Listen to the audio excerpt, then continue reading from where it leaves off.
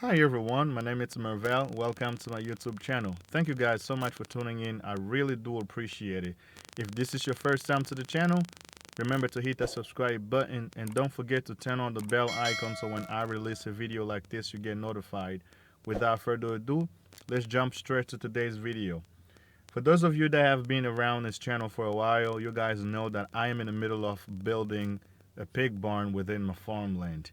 One of the reasons I'm doing it, it's been mentioned to one of my previous video, and I will link it in the description so you guys can go back and check it out.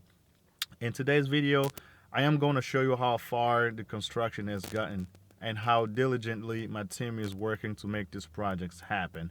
My goal is by the end of the month, all of this building should be complete and the pig will move from the location that they are to their new home.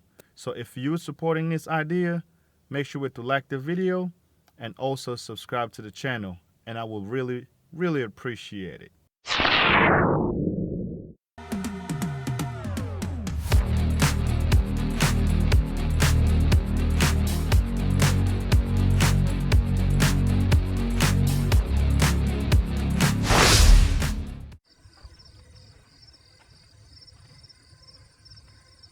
Alright guys, so you guys know I have reasons why I make these videos, right? For those of you that have been around my channel for a little while, you guys know I already told you, but maybe we got some new subscribers, they don't know the reason and all of that, so I'm just gonna walk you through real quick. The reason why I make these videos, number one, is my intention primarily is to inspire as many young Congolese entrepreneurs as possible, because I don't want only expatriates coming to my country and owning all the business and making all the money. Why not young Congolese stepping into the game and also change the story and make the difference? That's the reason why I make these videos. And on the top of that, I only make these videos to educate some of you that may have the same business mindset that I have, or maybe they are interested in agriculture, so they can do the exact same thing. And the reason why I'm building these pig barns is simple. I've started my pig farming back in 2020, and when I did start with the pig farming, I did not have a place to put them, all right? Although I still had my farmland, but I didn't build anything within my farmland. And I have a good friend of mine who's very junior, a really nice guy, who allowed me to use this old pig barn, but it was in a state where they couldn't stay there. So I had to fix it up and had them stay there. I don't pay anything. He's been helping me out for a little over a year now. And I thought the time was up for me to start building my own. Just to bring you back from my previous video where I discussed why I'm even building the barn, is for the simple fact that the female pig had 6 piglets, and having 6 piglets, it kind of limited the space that they needed for their accommodation. They're still staying within a space which is really not big enough, and you have, animals like pig, they literally all raised like human beings. For that matter, I started to feel like they needed much more space that what was offered to them.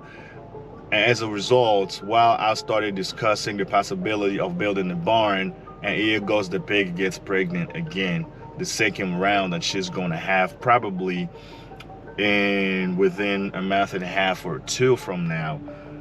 And if that happens, we may not have the space where to put the pigs or piglets.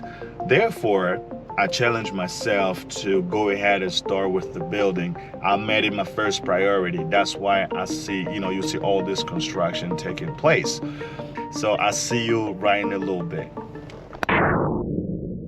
Ladies and gentlemen, this is the beginning of my pig barn project. Stay with me. When my decision was made about building the pig barn, I knew it was going to cost me money, but I had no idea as to how much it was going to cost me exactly. But when I consulted with the engineer, he gave me the estimate. I looked at it, That's when I realized how much of a responsibility I had ahead of me. And at that point, I realized that I needed to work so hard to come up with the money and get this project started because it was desperately needed. Well, my friends, that's exactly what I did. I got myself into a mindset of I will never give up until I see this plan implemented.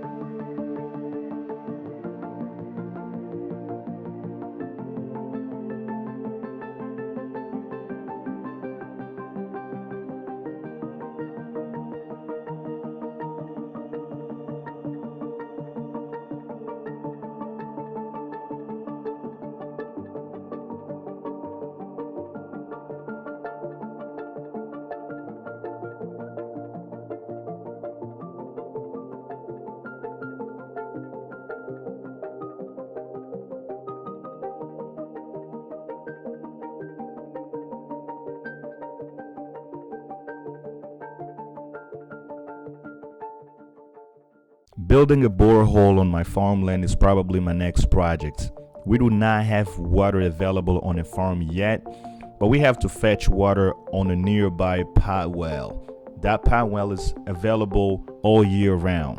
What this young man basically do, they grab those cans, ride a motorcycle to the nearby well, and fetch water. So now that we're going to be having pigs move into the barn once it's completed, we will have somebody permanently working on the water all the time to make sure that they have something to drink until we build the borehole.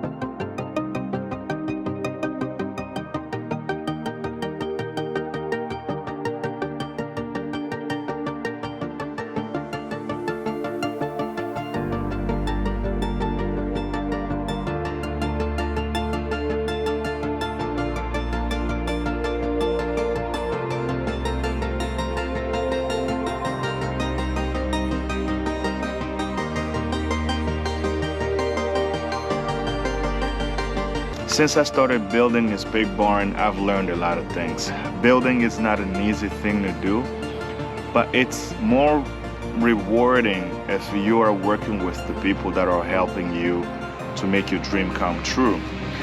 And the reason I say that is because, like right now, as we speak, the market for a lot of construction, or commodities are not stable right now, especially with the Russia-Ukraine war. There is just so many things. Even the prices of a lot of things in the markets keep fluctuating. Today is this price, tomorrow is a different price, and the market is incredibly unstable right now. But I've been blessed to have a team that's really willing to help me.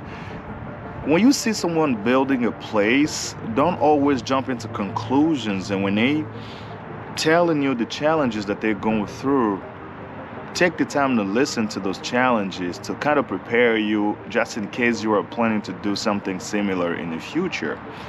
And I know why I'm saying this, because I'm planning actually a video to break down all the expenses, and you're probably not going to believe how much this has cost me so far. And I'll give you the grand total at the end of this project. But overall, it's a very, very great experience. I got a whole lot of other things that I'm going to be focusing on right after this construction is complete. I'm probably moving forward going to be building a lot more structures for the chickens and the goats and lambs as well.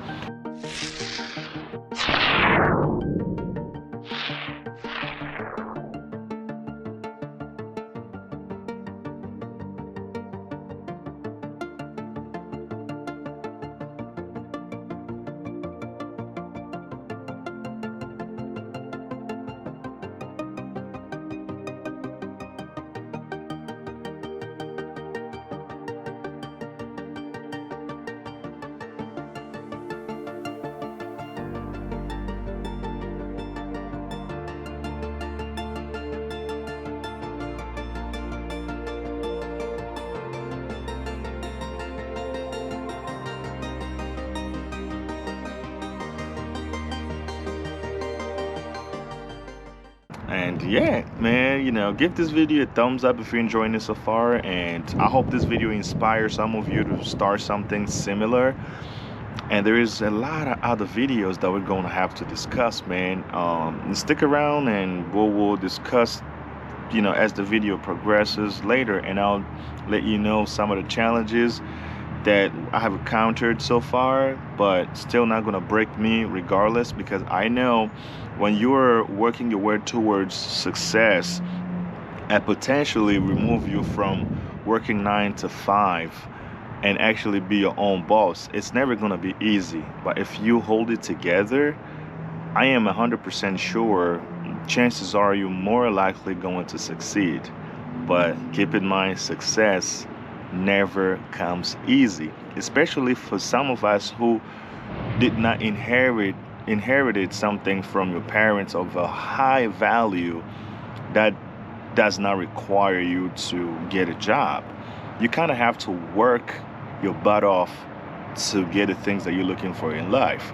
Therefore, you got to go through all the struggles, and once you attain the success level, then you can turn around and tell the story of how far you've come in order to accomplish what you have accomplished so far. It makes sense. That's why we got to do what we have to do. So some of us don't really like it out here in the West as much as some of you out there. So someone like me do not expect me to live the rest of my life here in the West, because I wake up pissed off every single morning.